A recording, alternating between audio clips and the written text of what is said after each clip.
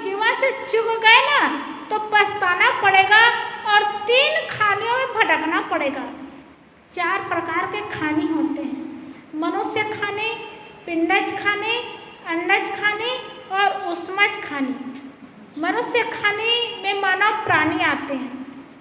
अंडज खाने में जो अंडा से पैदा होते हैं, जैसे पक्षी, कोई कोई पक्षी अंडा देते हैं और मुर्गी अंडा देते हैं, सांप अंडा देता है, ये अंडज खाने में आते हैं। पिंडज खाने में जो माँ के गर्भ से पैदा होता है, जैसे गाय है, बकरी है, ये माँ के गर्भ से पैदा होते हैं, पिंडज खाने में आता है। और ऊष्मज खाने में जो ऊष्मा से पैदा होता है, कीड़े मकोड़े, वो ऊष्मज खाने हैं। ये चारों खानियों में मनुष्य खाने सबसे महान होता है। सदगुरु कबीर ने कहा है, मानव जन्म अनमोल है, मनुष्य जन्म अनमोल है जिसका मोल नहीं होता। सोना चांदी हीरा जवाहरात जिसको बहुत मूल्यवान मानते हैं। आज के समय में सोना कितना महंगा है, बहुत महंगा, और चांदी और सोना को तो खरीद लेते हैं, आदमी हीरा को नहीं खरीद पाते, हीरा को तो देख भी नहीं पाते, टीवी में देखते हैं लेकिन सही में हीरा को नहीं देखते। इतना मूल्यवान है हीरा, बहुमूल्य होता है, मूल्यवान होता है। और हीरा 14 ग्राम हीरा हमारे देश में रही और विदेश की विक्टोरिया रानी आई ना तो उस हीरा को लेकर के गई और वो 14 ग्राम हीरा अभी 90 करोड़ होगा। आज के समय में 90 करोड़ होगा, इतना महंगा हीरा होता है। उस हीरा को हर कोई खरीद सकते हैं। चांदी और सोना को तो खरीद लेते हैं गहना पहनने के लिए, लेकिन हीरा को नहीं खरीद सकते। इतना महंगा हीरा होता है, पर भी हीरा की कीमत होती है। 90 करोड़ हो, अरब हो, करोड़ हो, महंगा तो है लेकिन कीमत है। मनुष्य जीवन का कीमत नहीं होता, इसीलिए मनुष्य जीवन को अनमोल कहा है, जिसकी मोल नहीं कर सकते, जिसका मोल नहीं होता। और आप हम सब जितने यहाँ बैठे हैं ना, सब अनमोल जीवन को पाए हैं। ऐसा मनुष्य जीवन अनमोल होता है। इसीलिए सदगुरु कबीर साहब कहे हैं कि अनमोल जीवन को धोखे में ना खोए, धोखे में ना खोए। कौन से धोखा में?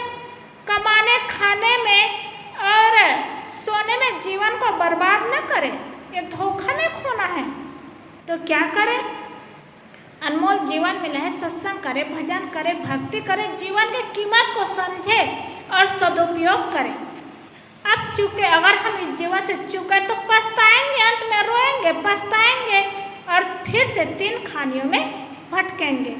इसलिए मनुष्य जीवन में आए हैं तो जीवन की कीमत समझें। एक बार एक व्यक्ति ऐसे रास्ता जा रहा था और उधर से एक संत आ रहे थे, तो संत के पास जाकर उनके चरणों में पड़ करके रोने लगा, कहने लगा, महात्मा जी मैं बहुत दुखी हूँ। महात्मा जी ने कहा, आपके दुख का कारण क्या है? तो वह व्यक्ति कहने लगा, मेरे दुख का कारण मेरी दरिद्रता है, मेरी गरीबी है। निश्चित है, समझ में आता है, जिनको खाने को न मिले, पहनने को न मिले, रहने को छाया न मिले, तो थोड़ा दुख होता है, जीवन में दुख का कारण है, वो समझ में आता है।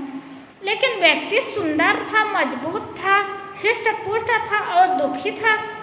तो महात्मा जी ने कहा, आपके दुख का कारण क्या है? तो वह व्यक्ति बताता है कि मेरे दुख का कारण मेरी गरीबी है। कहा, अच्छा यही आपके दुख का कारण है? तो महात्मा जी ने पूछा, कहा कि अच्छा मैं आपके गरीबी को हटा सकता हूँ और आपके गरीबी को हटाने के लिए मैं आपसे कुछ खरीदूंगा, क्या आप देंगे? वो व्यक्ति तो बहुत खुश हो गया, अरे मेरे गरीबी को हटा देंगे, मेरे दुख को हटा देंगे, मुझसे कुछ लेंगे। और क्या लेंगे? उनके पास जो सामान होगा वही लेंगे। वो व्यक्ति बहुत खुश हो गया, बहुत खुश हो गया। कहा, महात्मा जी बिल्कुल, आप मेरे गरीबी को हटाइए और मुझे सुख दीजिए, मेरे जीवन में सुख मिल जाएगा, मुझे बहुत खुश होगा। आप मुझसे जो लेना है ले गरीबी हटा दीजिए। तो महात्मा ने कहा, अच्छा आप देना ही चाहते हैं तो ऐसा करिए, आप अपना दोनों हाथ दे दीजिए, मैं 20,000 रुपया दूंगा। वो व्यक्ति सोचने लगा, दोनों हाथ दे दूंगा और 20,000 रुपया लूँगा और 20,000 रुपया भले ले लूँगा, लेकिन मेरा तो परवस्था का जीवन हो जाएगा और लोग मुझे उलाहना देंगे, अरे इनके है तो हाथ नहीं है, तो फिर मैं कैसे दूंगा, और फिर मैं इतना परवश हो जाऊंगा कि अपने शरीर के काम भी नहीं कर पाऊंगा। वो सोचने लगा, फिर हाथ जोड़ करके कहने लगा, महात्मा जी मुझे क्षमा करना, मैं हाथ नहीं दे सकता। तो महात्मा जी ने कहा, अच्छा हाथ नहीं दे सकते तो ऐसा करो, तुम अपना दोनों पैर दे दो, मैं 50,000 रुपया दूंगा। देखिए महात्मा जी के पास कैसा ज्ञान था। हर महात्मा के पास आप जाएंगे ना तो ज्ञान मिलता है, बुद्धि मिलती है, दुख दूर हो जाता है। महात्मा जी ने कहा, अच्छा ऐसा करो, आप अपना दोनों पैर दे दो, मैं दोनों पैर ले लूँगा और 50,000 रुपये दूंगा। वो व्यक्ति सोचने लगा, 50,000 रुपये मिलेगा ये तो अच्छी बात है, लेकिन मैं लूला हो जाऊंगा दोनों पैर से और एक कदम चल नहीं पाऊंगा और मेरी परवस्था का जीवन हो जाएगा, तो यह ठीक नहीं, 50,000 रुपया लेकर के करूँगा क्या। फिर वह व्यक्ति कहने लगा, महात्मा जी मैं 50,000 रुपया लेकर के पैर नहीं दे सकता। तो महात्मा जी ने कहा, अच्छा हाथ भी नहीं दे सकते, पैर भी नहीं दे सकते, तो ऐसा करो, मैं 1,00,000 रुपया दूंगा, तुम अपनी दोनों आँख दे दो। और बड़ी बात हो गई उस व्यक्ति के लिए, मैं दोनों आँख दे दूंगा, 1,00,000 रुपया मिल रहा है मुझे, पूरा घर परिवार चल जाएगा, मेरा जीवन चल जाएगा, लेकिन 1,00,000 रुपया लेकर के अपनी दोनों आँखें दे दूंगा तो मैं अंधा कहलाऊंगा और मैं अपनी आँखों से कुछ देख नहीं पाऊंगा, तो मेरा शरीर रहेगा तो शरीर रहना ही बेकार हो जाएगा, मेरा परवस्था का जीवन हो जाएगा, इसलिए यह ठीक नहीं है। यही सोच करके वो व्यक्ति कहने लगा, महात्मा जी मैं अपनी आँखें नहीं दे सकता।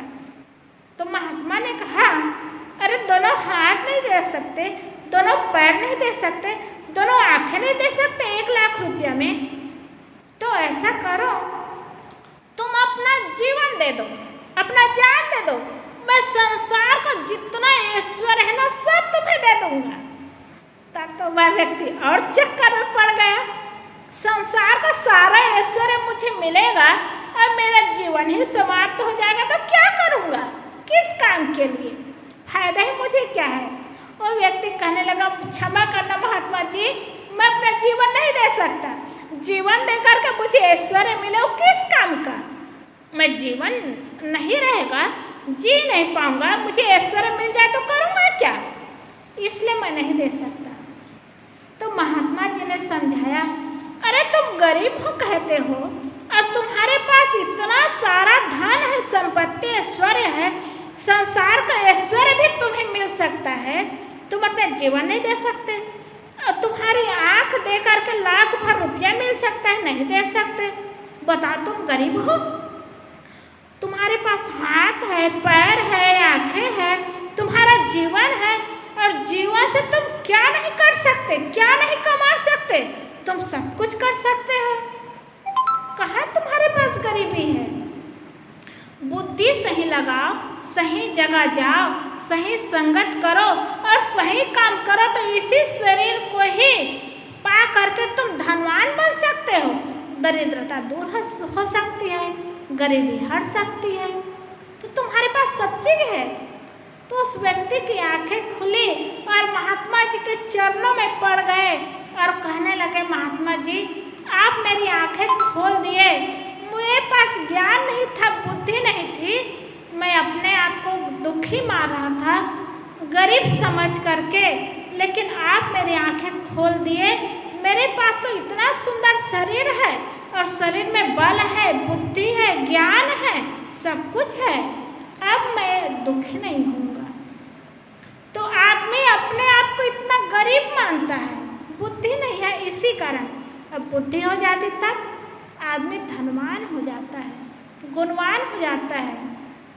इसीलिए संत महात्मा, संत गुरुजन हम लोग को समझाते हैं कि हम लोग अपनी बुद्धि को आगे करें तो हम धनवान हैं, गुणवान हैं, बुद्धिमान हैं और सुंदर जीवन जी सकते हैं। तो इसीलिए सदगुरु कबीर साहब ने कहा, मानव जन्म अनमोल है, धोखे में मत खोए। मनुष्य जन्म बड़ा अनमोल रत्न है, इसको हम धोखे में न खोए। अभी सुन रहे थे ना कि लोग शराब पी पी करके जीवन को बर्बाद कर देते हैं, जुआ खेल खेल करके जीवन को बर्बाद कर देते हैं और सिगरेट गांजा पी पी करके जीवन को बर्बाद कर देते हैं। खाने पीने की चीज़ नहीं जानते, इतना सुंदर जीवन मिला है और जीवन को बर्बाद कर लेते हैं। इसलिए जीवन के महत्व को समझे, धोखे में न खोए। शराब का नाम, शराब का संधि विच्छेद करे तो स, रा और बा, 3 शब्दों से बना है। स, रा और बा। स यानी क्या होता है? जो सड़ाने वाली चीज होती है, वो स है। और रा क्या है? जो रुलाने वाली चीज है। और रा है। और बा क्या है? जो बर्बाद करने वाली चीज है। तीनों का संधि विच्छेद करे, सड़ाने वाली, रुलाने वाली और बर्बाद करने वाली, और उसी का नाम क्या है?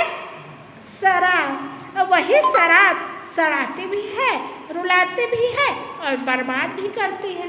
और ऐसी चीज का उपयोग करके लोग रोएंगे नहीं, पछताएंगे नहीं तो क्या करेंगे? इसलिए संत गुरुजन हम लोग को समझाते हैं कि इतना सुंदर मनुष्य जीवन पाए हैं, मनुष्य जीवन के महत्व को समझे और जीवन के महत्व को समझ करके जीवन को सुंदर बनाए, सुखमय बनाए, कल्याणमय बनाए। देखो इसी जीवन में आ करके कितने व्यक्ति महात्मा बन गए, कितने व्यक्ति ज्ञानी बन गए। सदगुरु अभिलाष साहब जी हम जैसे लोग ही तो थे, उनके भी तो 2 हाथ थे, 2 पैर थे, 2 आँखें थी, तो वो इतने बड़े महापुरुष हुए, जीवन मुक्त महापुरुष हुए। और आज सदगुरु श्री अभिलाष साहब जी को हम ही लोग नहीं जानते, पूरे भारत के लोग जानते हैं। और भारत ही नहीं, विदेशों के लोग भी जानते हैं, उनकी पूजा करते हैं। ऐसे ऐसे महापुरुष आए, वो भी हम जैसे मनुष्य ही तो थे, लेकिन अपने बुद्धि का सदुपयोग किए और सही मार्ग में चले और शुद्ध खान पान रहन सहन का जीवन बिताए तो जीवन सुंदर हो गया, सुखमय हो गया, जीवन महान हो गया और जीवन भर उनका नाम लिखा गया। और जब तक इस दुनिया में दुनिया में लोग रहेंगे ना, तब तक ऐसे महापुरुषों का नाम रहता है। राम भगवान कृष्ण का नाम चलता है। जब तक दुनिया रहेगी तब तक ऐसे महापुरुष का, महात्माओं का नाम चलता है। किस माध्यम से चलता है? कर्मों के माध्यम से।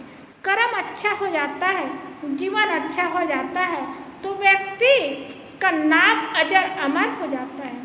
और ये मनुष्य जीवन में ही कर सकते हैं, पशु पक्षी कीड़े मकोड़े के जीवन में नहीं हो सकता, क्योंकि वो जीवन तो सिर्फ भोग भूमिका का जीवन है और मनुष्य जीवन कर्म भूमि का जीवन है। मनुष्य जीवन में कर्म बनता है, कर्म सुधरता भी है, कर्म बिगड़ता भी है। पशु पक्षी में नहीं होता। पशु पक्षी में तो सिर्फ भोग भूमि का जीवन होता है, वो सिर्फ भोग करने आता है और भोग करके जाता है, उनका कोई कर्म नहीं बनता। और मनुष्य जीवन में कर्म बनता है और कर्म के माध्यम से हम जीवन बनाते हैं और जीवन के साथ बहुत कुछ बनता भी है और बहुत कुछ छूटता भी है। कैसे बनता है? हम कर्म भूमि का जीवन में आते हैं ना, तो सत्संग भजन भक्ति करके कर्म बनाते हैं और कर्म बिगाड़ते भी हैं। ये मनुष्य जीवन है और ये जीवन रहते रहते बनता है। जीवन रहते रहते तो साथ में रहता है, मरने के बाद भी रहता है। आप लोग कहेंगे कि आदमी इस दुनिया में आते हैं तो खाली हाथ आते हैं और खाली हाथ इस दुनिया से जाते हैं, ये तो आंखों से दिखता है ना। लेकिन ऐसी बात नहीं है। मनुष्य जीवन में ना हम आते हैं तो भी कुछ लेकर के आते हैं और जाते हैं तो भी कुछ लेकर के जाते हैं।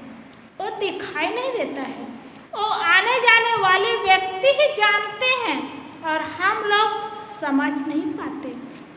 कैसे आते हैं तो लेकर के आते हैं, जाते तो कैसे लेकर के जाते हैं। कहते हैं आयु कर्मम च वित्तम च विद्या निधन में च पच्चोतानेपि गर्भस्थे दहिना गर्भस्थे दहिना। जो अपने साथ 5 चीज लेकर के आता है, 5 चीज लेकर के जाता है। अब 5 चीज लेकर के क्या आता है? माँ के गर्भ से जब बच्चा आता है ना तो कपड़ा भी नहीं रहता, कुछ नहीं रहता। और माँ के गर्भ से आने के बाद दाई उसको साफ करते हैं, कपड़ा पहनाते हैं। लेकिन नीति में बताते हैं कि 5 चीज लेकर के आता है। क्या हम लोग को समझ में आता है? और जब इस संसार से जाते हैं तो हाथ खाली रहता है, खाली जाते हैं। अरे कुछ लेकर के नहीं, गोदरेज का पैसा गोदरेज में रहता है, बैंक का पैसा बैंक में रहता है, कुछ लेकर के नहीं जाते। अरे साड़ी में भी कुछ बांधी रहती है माताएं, और साड़ी छूट जाती है तो साड़ी में बांधने वाला पैसा कहाँ साथ में जाएगा? वो भी साथ में जाने वाला नहीं, वो भी देखते हैं। लेकिन नीति में बता रहे 5 चीज लेकर के आते, 5 चीज लेकर के जाते हैं। ये 5 चीज क्या होगा? आयु, कर्म, धन, विद्या और मृत्यु। जो अपने साथ में 5 चीज लेकर के आता है और बाद में नहीं बनता, ये माँ के गर्भ में ही बनता है, गर्भ से निश्चित होकर के बाहर आता है। जो अपने साथ आयु लेकर के आता है, जैसे भगत जी यहाँ बैठे हैं ना, भगत जी की उम्र कितनी है, कितने साल तक जिएंगे? अभी से निर्मित नहीं होता, वो अपने माँ के गर्भ में रहे तभी सो निर्मित करके आए हैं कि इतने वर्ष तक जीना है। तभी तो देखते हैं ना 80 साल 100 साल किसी किसी का जीवन होता है, 40 साल किसी किसी का जीवन माँ के गर्भ से ही आता है बाहर और उनकी छुट्टी हो जाती है। और कौन सा पाप कर लेता है? बस धरती में आया और उनकी मौत हो जाती है। कोई 2 ही दे रहता है, कोई 4 ही दे रहता है, किसी के 2 साल 4 साल की उम्र होती है। तो जीव अपने साथ में आयु लेकर के आता है, जीव अपने साथ में कर्म लेकर के आता है। कर्म लेकर के कैसे आता है? सज्जनों ये सब विचार करते सोचते ना, तब सत्य दिखाई देता और समझ में आता है। जीव अपने साथ में कर्म लेकर के आता है। कैसे कर्म लेकर के आता है? जैसे एक बच्चा सत्संगी घर में जन्म लेकर के आया है, बस जन्म लेकर के आया है और उनके जन्म की खुशी में संतों को बुलाते हैं, संतों का सत्संग कराते हैं। जैसे बच्चा चंदन बिरही में जन्म लेकर के आया है, पंचुराम जी के यहाँ जन्म लेकर के आया है। अब छोटेपन से ये बच्चा संतों को देख रहा है, एक कर्म ही तो है। अब यही बच्चा बड़ा होगा, अभी दादा की उंगली पकड़ करके चल रहा है, संतों का दर्शन कर रहा है। यही बड़ा होगा, सत्संग करना शुरू कर देगा, सत्संगी हो जाएगा। फिर बड़ा हो जाएगा, इनकी बुद्धि आ जाएगी तो ये समझ जाएगा कि हाँ संतों के पास अच्छा ज्ञान मिलता है, तो सत्संग करना शुरू करेगा, को संतों को बुलाना शुरू करेगा और संतों की बात मानना, संतों के अनुसार चलना शुरू करेगा। तो देखिए कर्म कहाँ से बन गया? जन्म लेकर के आया है ना, जन्म की खुशी में ही संतों का दर्शन करता है। घर के पिताजी सत्संग करते हैं तो पीछे पीछे सत्संग करने जाता है, वही बड़ा होता है तो सत्संगी होता है और अपने कर्म का सुधार करता है। देखिए कर्म बन गए ना। और एक बच्चा कसाई घर में जन्म लेकर के आता है, बस जन्म हुआ और जन्म की खुशी में उनके घर में बकरा काटता है, मुर्गा मारता है, जन्म की खुशी में जीव हत्या हो रहा है। वही बच्चा थोड़ा बड़ा होता है तो पिताजी की उंगली पकड़ करके कसाई खाना जाता है, और बकरा काटना, मुर्गा मारना, मछली मारना देखता है जीव दया नहीं रह जाता बच्चे के अंदर। वो देखता है कि कैसे मारा जाता है, कैसे काटा जाता है, और वही जब बड़ा हो जाता है ना तो कसाई खाना जाकर के बकरी काटना, मुर्गी मारना शुरू कर देता है। ये कर्म बना ना, जो अपने साथ कर्म का संस्कार लेकर के, तभी तो उस घर में जन्म लेकर के आता है। जो अपने साथ कर्म लेकर के आता है, आयु कर्म धन लेकर के आता है। आप कहेंगे बच्चा धन लेकर के क्या आएगा? सज्जनों, जन्म लेकर के आता है ना तो बच्चा धन भी लेकर के आता है। कैसे आता है? एक बच्चा का जन्म हुआ, पर जन्म हुआ उस घर में और डबल मंजिल का मालिक रहता है। जन्म हुआ और मकान मालिक बन जाता है। जन्म ही तो हुआ है। उनके यहाँ 5 एकड़ जमीन है। तो वो बच्चा जन्म होता है, लोग क्या कहते हैं? अरे 5 एकड़ जमीन का मालिक आ गया, जमीन खाने वाला आ गया। 5 एकड़ जमीन का मालिक, डबल मंजिल मकान का मालिक आ गया, ऐसा कहता है। एक बच्चा जन्म हुआ है और बच्चा का जन्म होता है और आता है तो जमीन और मकान का मालिक होता है। तो जो अपने साथ धन भी लेकर के आता है, वो रुपया पैसा, कागज के पैसा ये नहीं आता, ये संस्कार रूपी धन आता है। और एक बच्चा देखते हैं एकदम गरीब घर में जन्म लेकर के आता है। उनके जन्म के खुशी में माता पिता कुछ नहीं कर पाते। और वही बच्चा थोड़ा बड़ा होता है ना तो बच्चा क्या करता है? पेट की अग्नि तो बुझाना है, कुछ खाना पड़ेगा। तो खाने को ऐसे तो मिलता नहीं है, तो कहाँ से मिलेगा? छोटा सा बच्चा रहता है, शहर में देखने को मिलता है। छोटा सा बच्चा कहीं कागज इकट्ठा करता है, कहीं झिल्ली इकट्ठा करता है, कागज और झिल्ली बेचता है और थोड़ा पैसा मिलता है। तो वही बच्चा उस पैसा से कुछ खाने पीने को खरीदता है। वही बच्चा थोड़ा बड़ा होता है ना तो काम करने को सीखता है। रिक्शा खरीदता है तो रिक्शा वाले रिक्शा चलाने वाला होता है, कुछ काम करने वाला होता है, कहीं दुकान में जा करके नौकरी करता है और पेट पालता है। तो जो अपने साथ धन लेकर के आता है, आयु कर्म धन, जो अपने साथ विद्या लेकर के आता है। आप कहेंगे विद्या लेकर के कैसे आता है? स्कूल में गुरुजी सबको एक जैसे पढ़ाते हैं, किसी को ज़्यादा किसी को कम नहीं पढ़ाते, एक जैसे पढ़ाते हैं। लेकिन उसी ज्ञान को पाकर के एक विद्यार्थी बहुत आगे निकल जाता है, 100 में 100% लाता है, और दूसरा विद्यार्थी उसी क्लास में रहता है, वो पास नहीं हो पाता, 33% भी नहीं ला पाता, फेल होता है। तो जो अपने साथ विद्या भी लेकर के आता है और जो अपने साथ मृत्यु लेकर के आता है। कहते हैं मृत्यु जब होता है ना तो मृत्यु का समय और स्थान निर्धारित होता है। जहाँ पर जिसकी मौत होनी होती है उसी जगह और उसी स्थान में होती है। तभी देखते हैं ना, स्वाभाविक कि कोई खेत जाते हैं, खेत में ही उसकी मौत हो जाती है, अटैक आ जाते हैं, हार्ट अटैक आ जाते हैं, किसी की मौत हॉस्पिटल में हो जाती है, कोई किसी के यहाँ मेहमानी करने जाते हैं, वही मौत आ जाती है। तो मौत का समय और स्थान निर्धारित रहता है और ये हम लोग बाद में नहीं बनाते, ये गर्भ काल में ही बन जाता है, निर्मित हो जाता है। हम लोग को पता नहीं चलता। हम लोग जितने यहाँ बैठे ना सब मरेंगे, क्योंकि जो जन्म लेकर के आते हैं सबको मरना है, लेकिन कब मरेंगे, कहाँ मरेंगे ये पता नहीं रहता। ये पता नहीं रहता कहाँ मरेंगे, कब मरेंगे, लेकिन निश्चित रहता है कि सबको मरना है।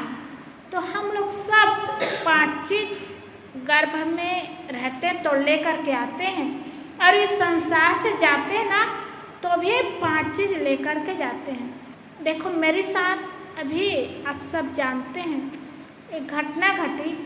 उस घटना में मुझे कोई लोग नहीं पता था कि बच जाऊंगी मैं। सब यही देखने जाते थे हॉस्पिटल में, तो यही कहते थे मर जाएगी। 1 महीना तक हॉस्पिटल में भर्ती रही। होश ही नहीं रहा मेरा, ऐसा कहते हैं। मुझे तो पता नहीं, ध्यान नहीं। 1 महीना तक हॉस्पिटल में रही और कुछ जानती नहीं थी कहते हैं, तो कोई यकीन नहीं करते थे कि बच जाएगी, लेकिन मेरी मौत नहीं होनी थी। मुझे बचना था, प्रारब्ध पूरा नहीं हुआ था, तो देखो मेरी मौत नहीं हुई, बच गई और आप लोग के बीच में आकर के सत्संग की गंगा में गोता लगा रही। तो सज्जनों, जिसके मरने का समय आता है ना, कोई बचा नहीं सकते, और जिसके बचने का समय रहता है ना, कोई मार नहीं सकते। अब इतनी घटना घटी मेरे साथ, ऐसा समय आया और इतने हॉस्पिटल में इतने भक्त वो लोग, इतने संत लोग जाते थे कहते मुझे देखने बहुत, और केवल जाते थे नहीं, रो करके आते थे कहते हैं कि नहीं बचेगी, मर जाएगी करके। अब इतना ही नहीं, जो भी संत भक्त गए कहते हैं सब सहयोग दिए कहते हैं, ये बच जाए करके बहुत सहयोग दिए, बहुत पैसा दिए कहते हैं। मुझे तो पता नहीं, किसी को घर परिवार में भी 100 रुपया निकालना कठिन होता है, लेकिन मुझे जानते बस थे, लेकिन मैं किसी की सेवा नहीं की, सहयोग नहीं की, लेकिन लोगों की भावना थी, हजारों हजार रुपया निकाल करके दे करके आंसू बहा करके आए। मेरा शरीर बचने का था, प्रारब्ध बचने का था, बच गया। तो सज्जनों, 5 चीज हम सब लेकर के आते हैं: आयु, कर्म, धन, विद्या और मृत्यु। और मनुष्य जीवन में आकर के हम लोग कर्म भूमि का जीवन में आते हैं। आयु और मृत्यु को तो हम लोग बदल नहीं सकते, ये आदिकाल से चला आ रहा है और अनंत काल तक चलता रहेगा, ये बदला नहीं जा सकता। लेकिन मनुष्य कर्म भूमिका है, और कर्म भूमिका होने के नाते 3 चीज को बदला जा सकता है। आयु को नहीं बदल सकते, कर्म, धन और विद्या को हम लोग बदल सकते हैं, क्योंकि कर्म भूमि का जीवन है, कर्म को बदल सकते हैं। बिगड़ा हुआ कर्म है, व्यक्ति समझदारी करेंगे, अच्छी संगत करेंगे, अच्छे लोगों के साथ जाएंगे तो बिगड़ा हुआ कर्म सुधर जाएगा, अच्छी संगत करेंगे तो अच्छा कर्म बन जाएगा। धन नहीं है, बहुत मेहनत करेंगे, पैसे का उपयोग करेंगे, कीमत समझेंगे, धनवान बन जाएंगे। विद्या नहीं है, विद्वानों की संगत करेंगे तो विद्वान बन जाएंगे। कर्म, धन और विद्या को बदल सकते हैं। तो हम मनुष्य जीवन में आए हैं, हम बने हुए कर्म को भी बदल सकते हैं, सुधार सकते हैं, पवित्र बना सकते हैं। ऐसे जीवन में आए हैं, इसलिए मनुष्य जीवन को महान कहा गया है। संत गुरुजन मनुष्य जीवन को महान बताएं। गोस्वामी तुलसीदास जी ने भी कहा है, मानव जन्म बहुत बेशकीमती है, मनुष्य जन्म दुर्लभ है, मानव जन्म दुर्लभ है, मिले ना दूजी बार। ये संत जन और कवि जन बताते हैं, क्योंकि कर्म भूमि का जीवन में आए हैं, इसलिए हम सब सुंदर मनुष्य जीवन में आए हैं। तो जीवन की कीमत समझे और जीवन को सुधार करते जाए, जीवन को पवित्र बनाते जाए। अभी हम लोग यहाँ बैठे हैं ना, संतों का दर्शन आँखों से हो रहा है और ज्ञान की बातें सुनने को मिल रहा है, ये निरर्थक नहीं जाएगा, इतना निश्चित जानिए। यही सब कर्म बना रहा है, और कर्म हम लोग को हाथ में रुपया पैसा रहता है वो दिखता है, लेकिन कर्म बनता है वो दिखता नहीं है, वो भी हमारे साथ कर्म बन रहा है। यहाँ जो पैसा दान में दिए हैं वो निरर्थक नहीं जाएगा। अगर गलत व्यक्ति के हाथ में जाता ना तो पैसा बेकार होता, लेकिन संत महात्माओं के हाथ में जा रहा है और सही जगह और सही स्थान में सही काम में जा रहा है, तो खुद का संस्कार बनता है, खुद का जीवन बनता है। जितने ज्ञान की बात सुन रहे हैं आप लोग, वो संस्कार बढ़ रहा है, और वही संस्कार हम लोग को मरेंगे तो फिर जन्म लेंगे, मृत्यु होगी तो फिर जन्म होगा, और जन्म होगा ना तो जो ज्ञान की बात सुन रहे हैं वो संस्कार में आएगा, और वही विद्या के संस्कार में आएगा तो ये निरर्थक नहीं जाता है। हम सब कुछ इकट्ठा कर रहे हैं और ये इकट्ठा मनुष्य जीवन में हो सकता है। इसलिए सदगुरु कबीर साहब ने कहा है, मानव जन्म अनमोल है, धोखे में मत खोए। मनुष्य जन्म बड़ा अनमोल रत्न है, इसको हम धोखे में न खोए। अब चूके पछताओगे, 3 खाने दुख होए। अगर हम इस जन्म से चूक गए ना, भजन भक्ति नहीं किए, कर्म धर्म का सुधार नहीं किए, तो हमें पछताना पड़ेगा, दुखी होना पड़ेगा और 3 खानों में भटकना पड़ेगा। पिंडज खाने, अंडज खाने, उष्मज खाने, और 3 खाने में भटक करके जीवन जीना पड़ेगा। देखते ना पशु पक्षियों के जीवन को, पशु के जीवन को ही देखें, गाय बैल के जीवन को देखें, वो अपने मन की बात तो बोल नहीं सकता, बता नहीं सकता। भूख लगे तो मांग नहीं सकता, प्यास लगे तो मांग नहीं सकता। इतना परवस्था का जीवन होता है। भूख में वो मर रहा है लेकिन बता नहीं सकता, प्यास मर रहा है लेकिन बता नहीं सकता, और शरीर में पीड़ा है, तकलीफ है, दुख है, वो बता नहीं सकता। हम लोग कितना स्वतंत्र है। भूख लगे तो भोजन के पास जाएंगे, प्यास लगे तो पानी के पास जाएंगे, दुख लगे तो शरीर में पीड़ा हो तो डॉक्टर के पास जाएंगे, इलाज कराएंगे। इतना स्वतंत्र जीवन में हम लोग आए हैं और स्वतंत्रता का जीवन जी रहे हैं। अगर ये जीवन से चूक गए ना तो परवस्था का जीवन मिल जाएगा। इसलिए इतना सुंदर जीवन जी पाए हैं तो जीवन की कीमत समझे और जीवन को महान बनाएं, जीवन को धन्य बनाएं, जीवन को सफल बनाएं।